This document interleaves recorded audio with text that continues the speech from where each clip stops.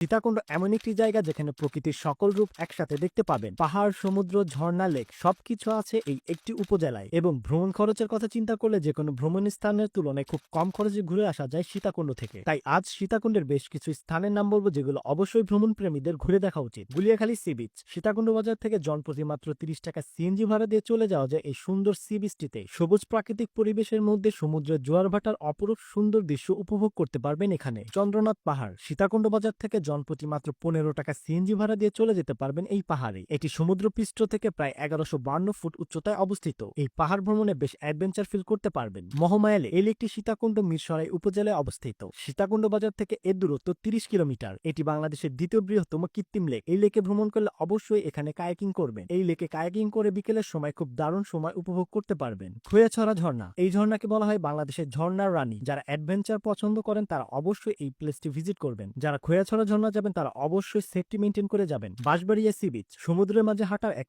অদ্ভুত অনুভূতি পেতে চাইলে অবশ্যই ভিজিট করতে হবে বাঁশবাড়িয়া সি বিচ। মাত্র 20 টাকার বিনিময়ে সমুদ্রের উপর তৈরি এই ব্রিজে হেঁটে সমুদ্রের অনেক দূর পর্যন্ত যেতে পারবেন। সহস্রধারা ঝর্ণা। এই ঝর্ণাগুলো বেশ সুন্দর। এখানে আসলে একই সাথে দুটি ঝর্ণার দেখা পাবেন। একটির নাম সহস্রধারা 1 এবং অপরটির নাম সহস্রধারা 2। এরকম আরো ভিডিও পেতে আমাদের পেজটি ফলো করতে পারেন। আমাদের সাথে ভ্রমণ করতে চাইলে যোগাযোগ করতে পারেন আমাদের ফেসবুক পেজে। ধন্যবাদ ভিডিওটি শেষ পর্যন্ত দেখার জন্য।